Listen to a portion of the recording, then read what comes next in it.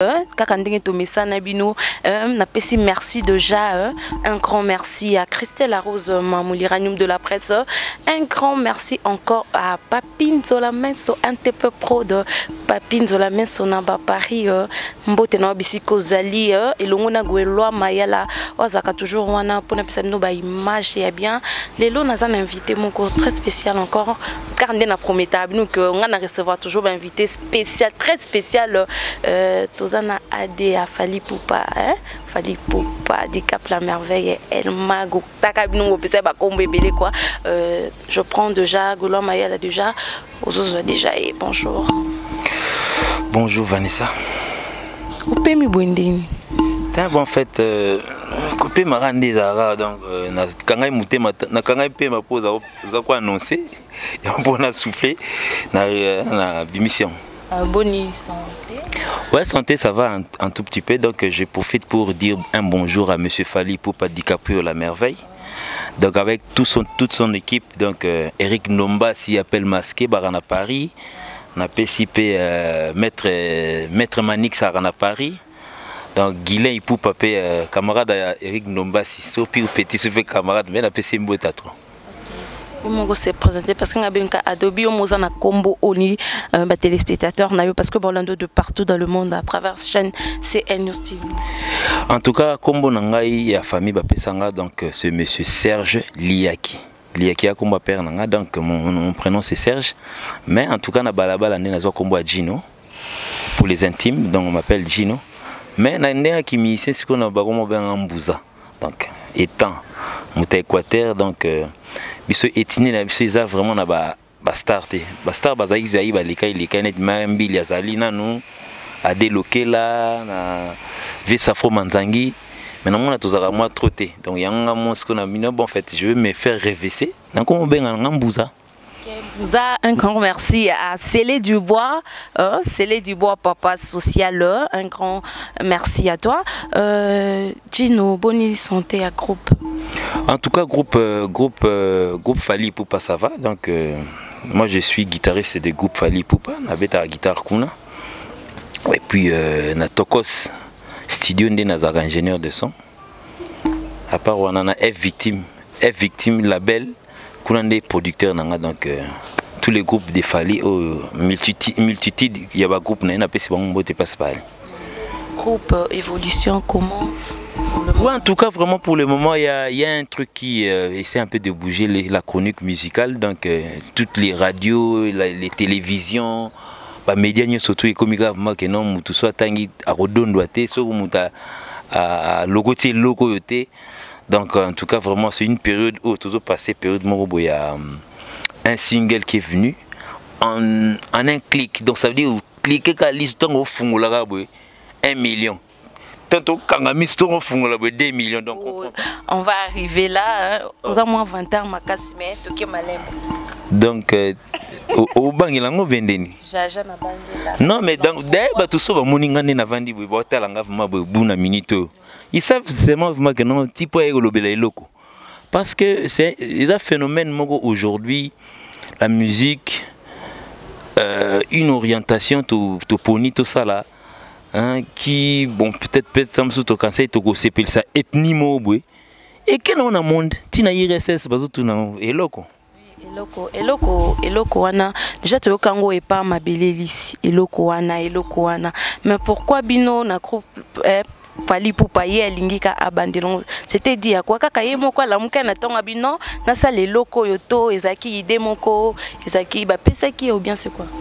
En tout cas je salue toute la famille ya Mambele ici na pesi ba mbo théâtre moni mutna mutu ndeza wana azana ba etini ne pas sa botami sentiment na e qui na ko ya côté na bango tu vas même pas demander à un moulouba de te chanter aïe melona qui Congo donc ça veut dire un moulouba chante qui chiluba na bango donc c'est rare bon en fait na éviter que ça des cas mongo net par exemple Jean Goubal ça moulouba mais bon en fait il te parle comme s'il était à Mongala donc ça dit mais ça bakara que non na Mbuza na que yemba qui songe non en tout cas non mais je vais partir de chez moi Donc, Moni Lelo, Mabele ici, il faut féliciter quand même. Il a pu sortir musique Nabango et à territoire Nabango et on a Kinshasa.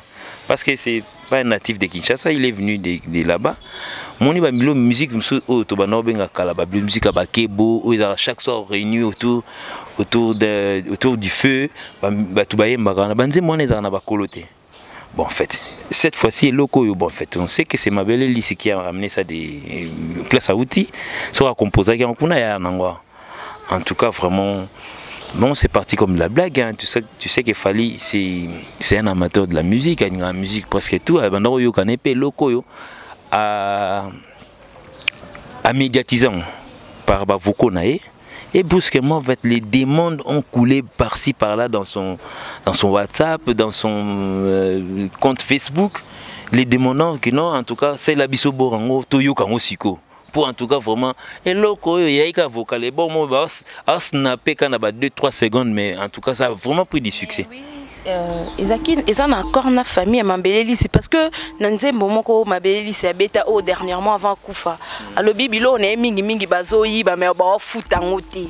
Mais il y a Koufi na moni fali pour pas misser loko yo et causer problème té. Tu as osé l'appeler Liwana été pour tous Nzembo naé donc mais bon en fait pour nous c'était déjà presque habitude moni na droit chemin ayemba bakanja. Ça toujours le même rythme, mais tant que tu pousses un arsenal de belles mélodies, j'ai oublié, bon moi Jean Rwana et Zala qui mènent, Bossa Nini, tu pousses un power et beba, même rythme. Ma belle, et Zala IP donc il a le même rythme, donc ça veut dire c'est de l'habitude des Fally. Bon, cette fois-ci il a utilisé la chanson de feu Ma belle Liski qu'on connaît en train d'honorer aujourd'hui. Oui. Mais il a eu l'accord. Il est allé chez la famille de Mabele ici pour leur dire que non, n'a pas parole nacha. Donc c'est une autre. Donc nous avons fait notre musique, mais les paroles sont de Mabele ici. Donc je nini non ça doit bien on actualiser en disant. Donc c'est ça quoi. Ok, merci. Oui, un grand merci à Papi Voama, un grand merci à Jack Boja Oyo. Mbappé sera toujours attention à Bango pour na Kolanda Biso. Besoin un studio, non? Ouais, en tout cas, Monsieur Fally pour pas détenir maintenant aujourd'hui sur le territoire quinois un studio d'enregistrement. Donc à Salagui Label. Maintenant, vous en avez un label, il faut normalement nécessairement vous payer. Bon, en fait, nécessairement, mais il faut un matériel pour couvrir quelque chose on produit un côté mon studio. Donc, il démo idéologie moderne, Verkis Baranango, Balagan écurie na bango et ainsi de suite. Aujourd'hui, écurie, mais nous avons actualisé on a combo à label aujourd'hui. Mais à la studio naé, à Salipé studio naé, Tokos studio Nazolo Bahana, auquel je suis membre aussi, je travaille là-bas. Donc c'est pour faciliter la chose. Donc le quoi Yemoko à Sali studio naé, il a voulu quand même que lui-même soit exemple de lui-même. Donc il est en train de se faire produire dans le label naé, album naé, dans studio naé. Donc c'est ouvert pour tout le monde, mais actuellement.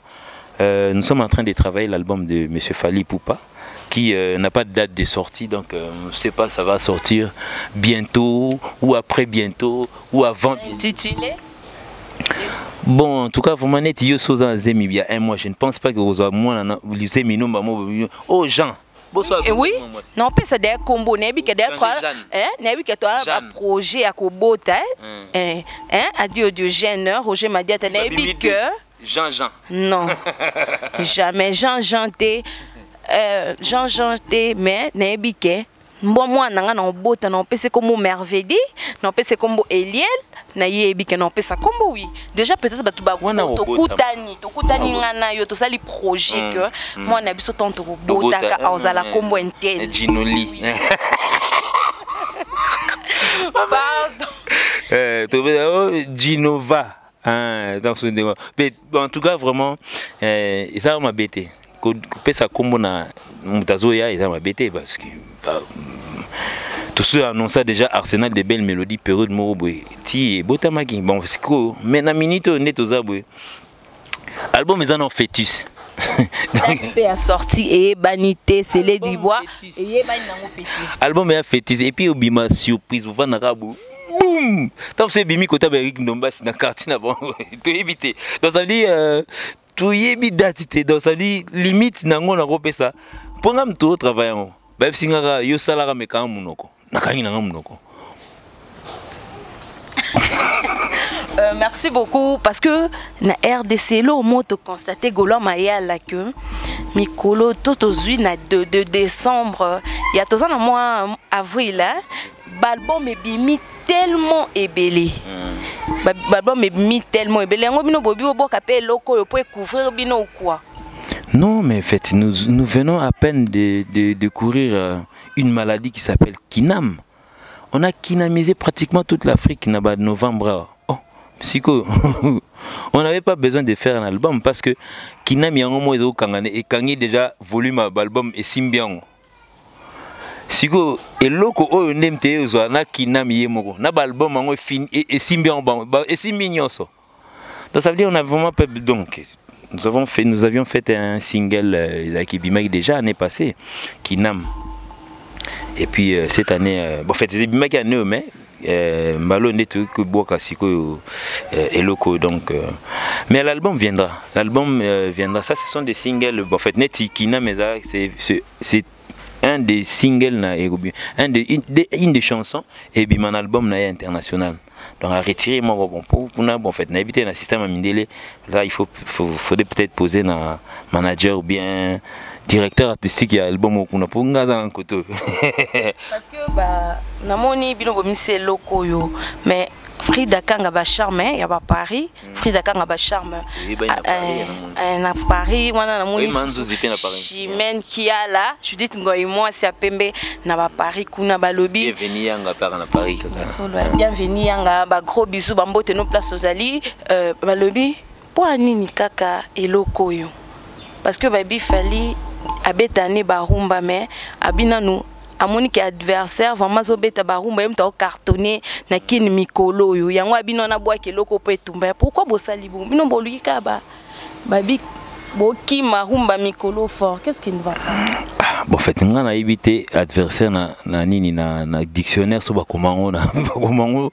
adversaire mo ba fichant combo mo non en tout cas ba frère nyo surtout tout ça musique na Congo tout ça ba concurrent adversaire à ça surtout un adversaire il y a pas de poteau pour beta ba les bisom balé non ba télémi quand tu parles du fait na éviter à qui tu fais allusion so bi nga na ebi na ngate bosiko Robinho adversaire na biso asali tiana nuboy siko biso sali loko Robinho et des dedans Robinho quand on voit Robinho mundi on voit Fally Ipupa di Cap hein oye bien ou bien on a changé combo.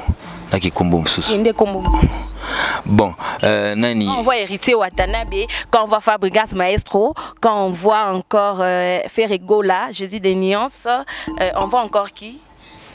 On voit Gino Equalizer. Non, on combo na Tangelio, na ba combo na Tangelio. Mais na baxé le combo mout. Gino Equalizer, Déplique Pomba Nuance. Yo ngotika bon bonde ba mi sente. Ozolinga olingi bangote pourquoi? Yo lingi bangote pourquoi? Na bakisi bango na nombre oyo butangi ozanga ki wana. Et puis album ya nani pe na okaki azobimisa auta BCBG. Ouais mbambo wana nani bon je sais plus le nom. Il pas bimisa. Christian Schengen abimisi pe album na Tabou Fatou Junior abimisa album na oh, batana lingite batana lingite nga na tuna onga na tunio ane papinzo la meso hein ta djino zo échappé quoi tu vois c'est la famille quoi c'est la famille omoni adversaire na ndula zarate batu wana tout tanga ba concurrent na biso to ba concurrence loyale ils font leur musique nous faisons la nôtre. OK c'est non yo ba musique na bango lokwa ya bino ebimité et simbito c'est non yo la musique ya bango. Bon, en tout cas, Manga juge est parti. Bon, en fait, Naga juge. La musique a fait rigoler, non? Il y a Héritier Watanabe, il y a Maestro Fabregas. Il y a des Pomba Déplique Nuance. Il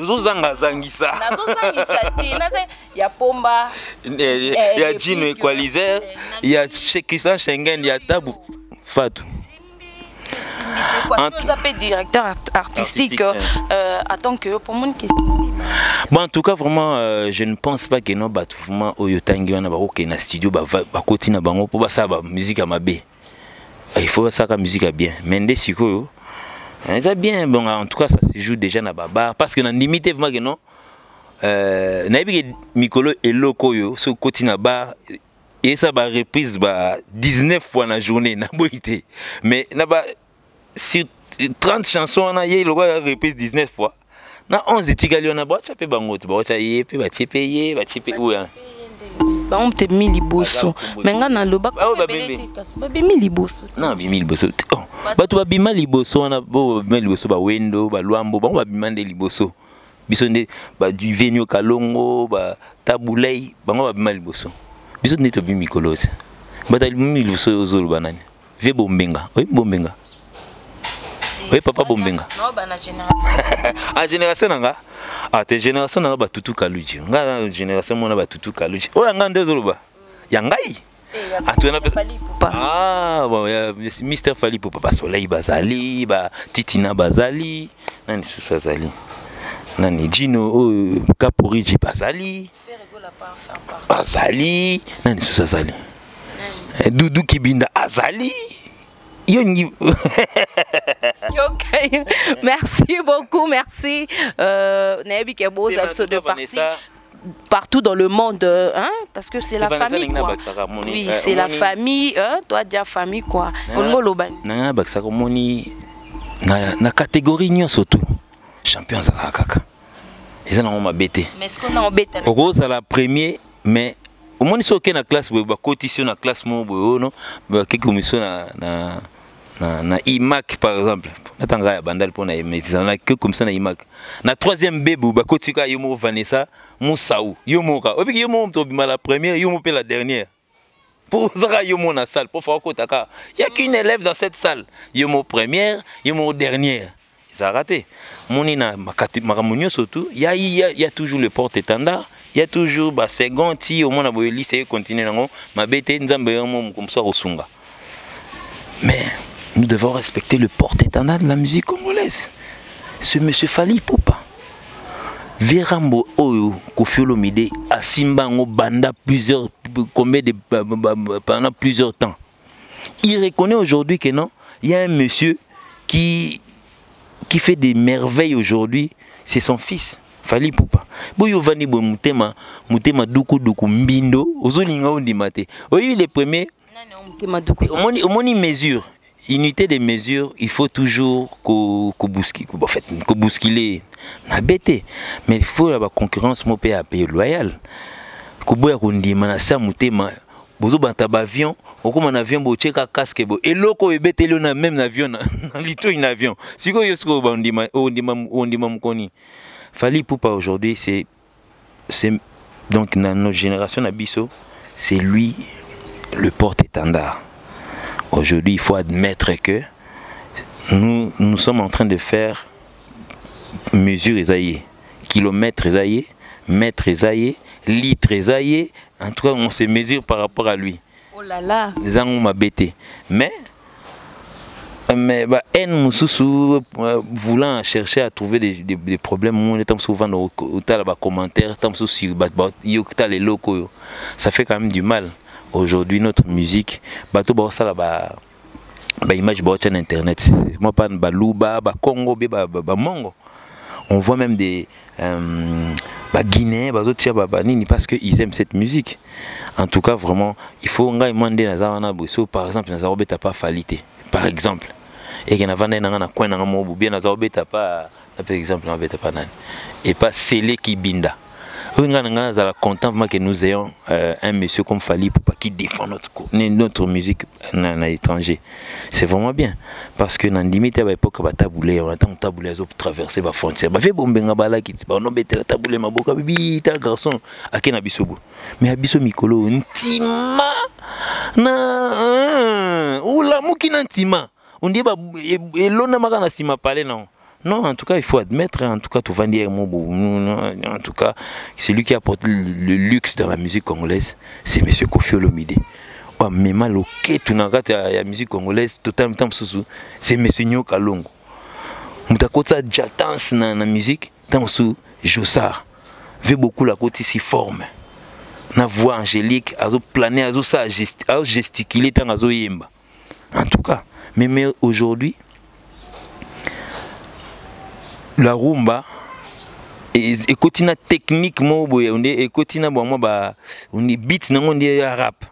Vous rappez la musique, oui, et le coca vous en appelle au bandeau rappé. Mais aux agis kala, les agis n'engouent pas, vous faites ça, vous faites éviter la comparaison, y a moïté. Mais au gros rappel non.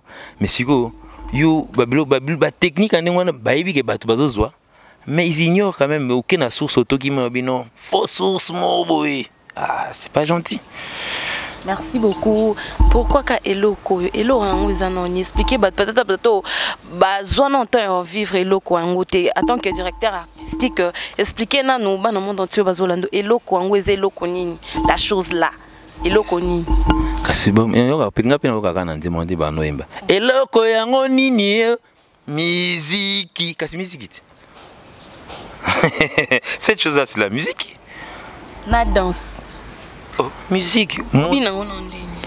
Bon, ngana eba obina vmate mais na moni pe buso la côté atom sim ta obini la sango mais ngana eba mo obina te mais et là on une musique dans musique la musique ça peut se danser même na tête baisser les têtes baisser la tête mais obina ba pe na makolo donc ça dit les gestes ça compte pas donc eloko ba bien eloko ngo c'est la musique.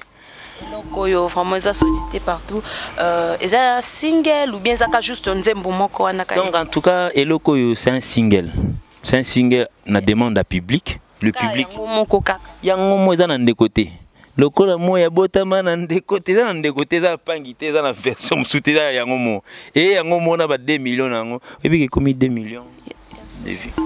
Oh éviter. Et comme ici, j'en parce que pour nous informer, mais il faut vérifier, c'est reste à vérifier. En tout cas, moi, bon, en fait, si il y a 2 millions, mais ça va vers les 2 millions. Donc, ça dit un truc sorti il y a 7 jours, c'est déjà dans les 2 millions. Donc, ça veut dire c'est demandé partout. Donc, ça dit dans tous les téléphones. Il y a ville à Kinshasa, Sokuta, na Batunga, net, na Mataoué, Watile, na bis. Bah oui, bah les canons, na matin, na bis, moi, mère, moi, rêve voisine, moi, piano. Bien, la scène est tournée na uta na mouvement là té. Non, c'est pas la musique mais moi tinde na Bluetooth Bluetooth na kana biso automatique wana. To gensele. Pour les amis. On a bosimbi gegete. Babi mikolo fali popa comme na gege. Ça on a des gege. On a gegete mto sabino que eloko e kangi vraiment qui nous wana sans vous mentir hein et loko la chose là hein. Il exceptionnel gegeto ezani. Ba musa ou moninga ba mo nazo maîtriser té nako kana ngolo pangote gege la plante ni non la plante oui bien ça semble pas et bi gege té na yebité na yo va oza bukota fali pupa abeta ta lisolo té gege pour babi mikolo gege nde soko mo mto sa succès ba ke gege azana gege ngo iparete dans ba signe so tchebo so siko misapiranga biso so do chango ne to tele misango boye en tout cas mon culé ça makamuna so cheka boye gege so vezi gege na ibate bo to cha misapina biso neni ba pesa so identité mon toté bon so tchebo moi sango 3 bon en tout cas vraiment gege. Je ne sais pas si c'est un démon de quoi, donc ça veut dire quoi. Qui n'y a rien à maman non. Peu de mots oui, l'engayé à qui a l'engayé, peu de mots mon aboué. Hein, bien c'est y a façon à façon. Je profite comme ça pour dire net imoutoile nga maman gaming maître CD, je fais bonjour et puis monsieur 622. Monsieur nga mon appelle ça comme moi 622 na moi aussi. Ah oui, bana Ronsard Bora. Je vous dis bonjour. En Belgique. Il expliqué au maman Gegete. En tout cas maman. Et circuler qu'il fallait pour papa comme na Gege. Babi bal signe na ngoti. Oh. Il y a tcharaboité. Non, il y a peut-être aboy na ko chaboy. Aboy na ko cha so ki boy so ki na wa cha non boy. Il y a c'est Gegete. Il faut ça là. Hôtel na logo moni signe Gegetique et ça ta. Babi so album la mno simba te bo eluka Gege. Te absolument. Biso to kena bon coco, moni bon coco ndé qui n'a pas douté. Caméraman de réalisateur ne va vous mettre la terre au chef aussi tout comme la côté mais en tout cas vraiment biso tout ça la musique tout bandi ko beta musique tout ça ba na mike sans gege sans nino sans ko le kana simanda ko sans ko ku puyer sur nini ndenge mo ba kaka muta psom so katanga psom akebo ndule so beta mi ata 15 personnes na kati donc l'essentiel que azo caché na il joue son concert. On n'a jamais parlé de plein ici, on n'a jamais bon, Pierre Capet le Bélango, peut-être plus rare. Chez Bisson, Pierre Capet, tout attend à moi 5 Pierre Capet, Pierre Capet rare. Mais tout ça, Pierre Capet, on a pas ça. Pierre Capet, il m'a fallu le bango. Mais Pierre Capet rare chez Bisson, tout le Tchèque Libaya,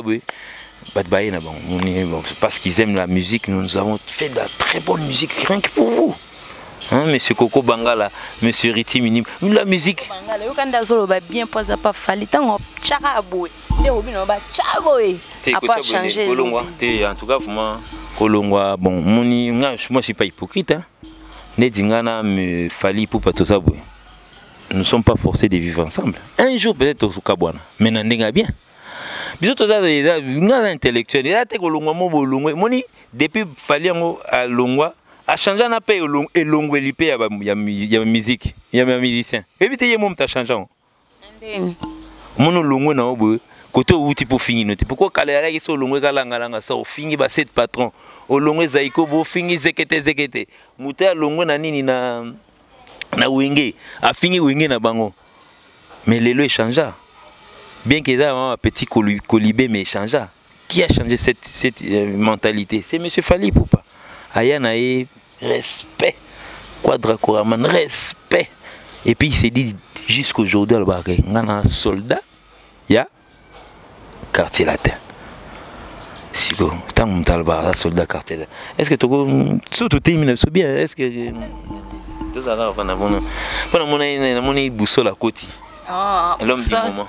Ah oui, tu peux recevoir des boussoles, pas de problème. Hein? Bakoti, boussole. Boussole où tu es bon? Mon tour à Mboka. Boussole. Mboka chaud, mais Singapour na Katia. Na bana na parler na laver car na bimame. Merci déjà. Tu as eu des boussoles boni. Tokos vani ya ba congolaise. Il y a des Congolais, des Congolaises. Bonne santé. Santé, on n'a rien à dire. Tout donne doigt kaka donc tout donne doigt.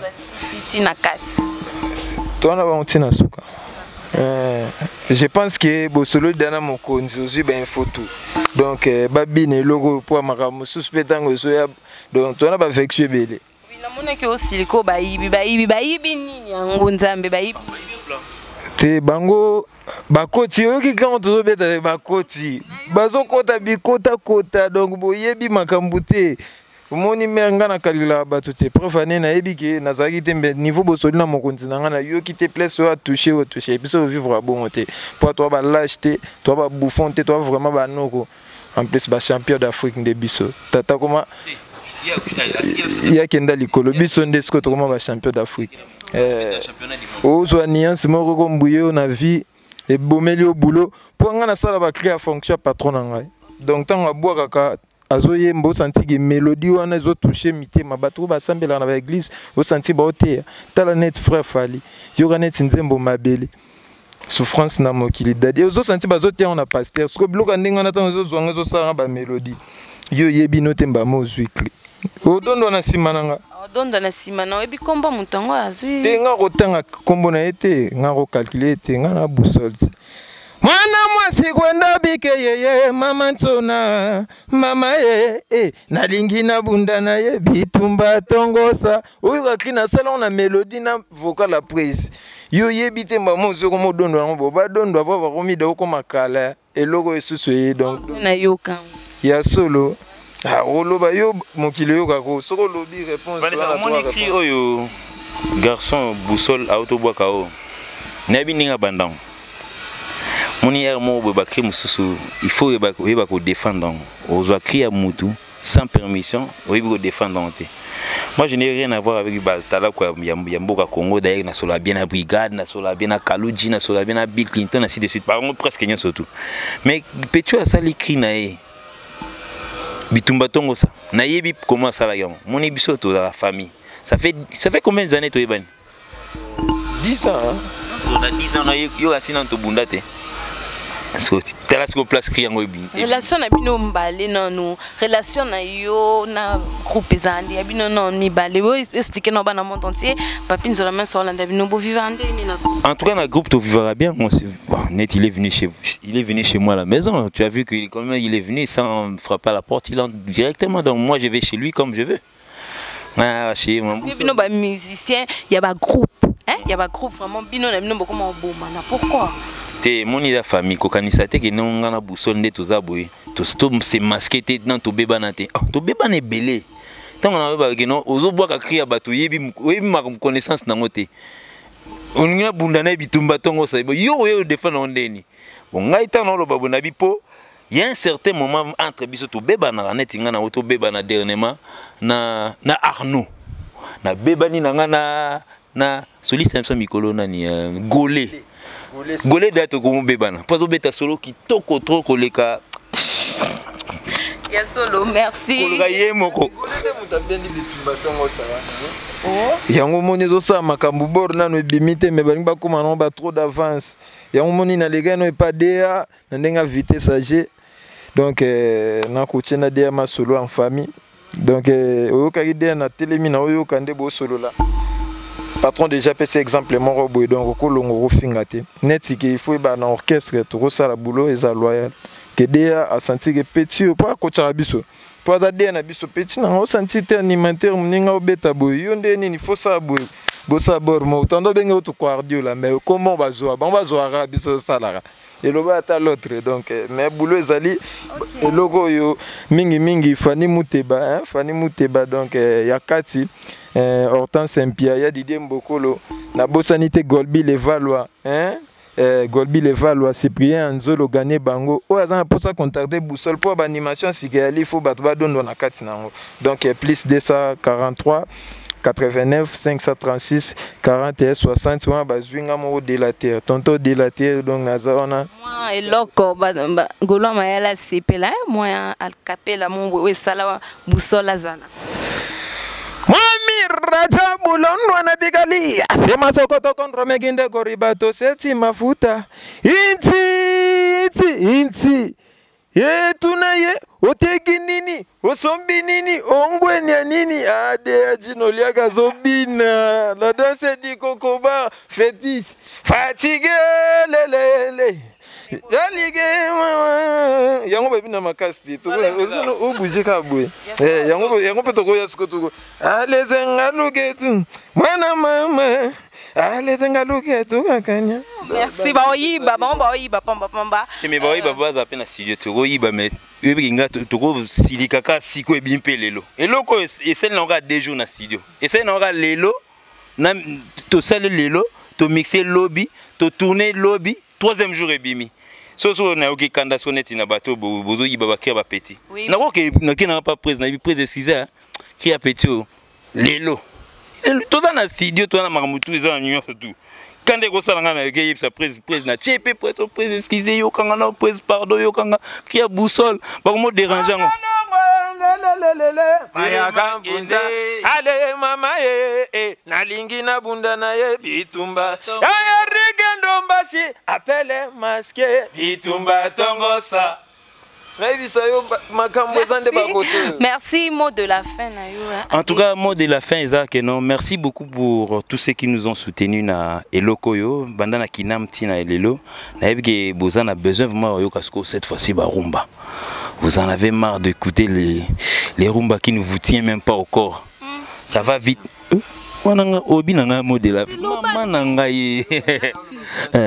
Donc je sais que vous en avez marre de pouvoir écouter des rumba qui ne vous tient même pas au corps.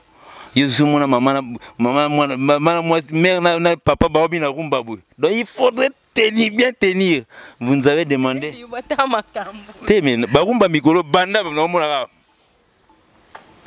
Oh, il y a solo un donc ça dit, vous avez besoin de monsieur qui fait la rumba, qu'on s'approche des mamans au moins. Hein, Limbi Sanga papa baname, qu'on s'approche, voilà l'exemple. Donc vous en aurez bientôt. Donc nous sommes en train de faire ce que nous sommes en train de faire pour vous. Bien préparé, bien fignolé, nde bolinga kaka. Quand on est aux États-Unis, donc nde bolinga kaka, Yannick Messa. Je dis comme ça bonjour à Nani Masanamo Kim Kizumbu Yozo Selango Oyeri Chris, un mbouza congolais de Brazza. Un mbouza congolais mais de Brazza. Na comprends pas mbouza moi bimi la Brazza kuna. Mais un mbouza congolais de Brazza. En tout cas, je dis. Ouais, mon numéro de contact, vous contactez Vanessa. Doit tout kangama mapango. Avec ngai. Donc là Vanessa tout kangama mapango. Ici c'est chez moi.